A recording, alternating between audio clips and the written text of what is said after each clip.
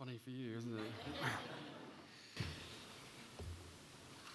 20 years ago, in the last months of her life, my mother campaigned to draw attention to the horrific and indiscriminate impact of landmines.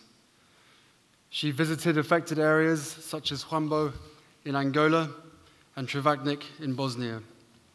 She heard how people in these communities lived in constant fear that each step may be their last. She met with those who had suffered life-changing injuries as a result of anti-personnel mines. She listened to their stories and helped share them with the world. At the time, the attention my mother brought to this issue wasn't universally popular. Some believed she had stepped over the line into the arena of political campaigning. But for her, this wasn't about politics. It was about people. She was an advocate for all those who she felt needed her voice most, whether it be marginalized men dying of AIDS in East London, ostracized sufferers of leprosy in India, or the teenage girl who had lost her leg to a landmine in Angola.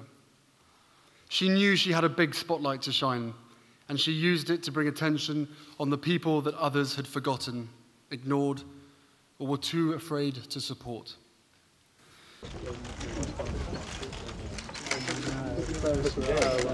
My mother had been shocked and appalled by the impact that landmines were having on incredibly vulnerable people, and on children in particular.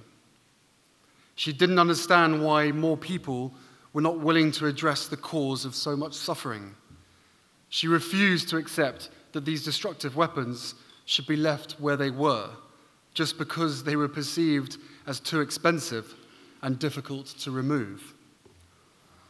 In June 1997, at a seminar organized by Mines Advisory Group and the Landmine Survivors Network, my mother said in a speech, "Even if the world decided tomorrow to ban these weapons, this terrible legacy of mines already in the earth would continue to plague the poor nations of the globe.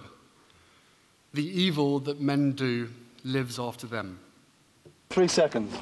1, 2, 3, firing. Those two young boys, Malic and Zarko, are now grown men and are with us today. 20 years on, they both still struggle with their physical and emotional injuries and with the high costs of replacing their prosthetics. When my mother said goodbye to Zarko that August, just weeks before her untimely death, she told him he would not be forgotten. Please help me keep her word to Zarko and Malic and other people like them throughout the world who still need us to finish the job and rid the planet of landmines. Collectively, we have the knowledge, the skill, and resources to achieve it. So let's make future generations proud and finish what we started. Thank you.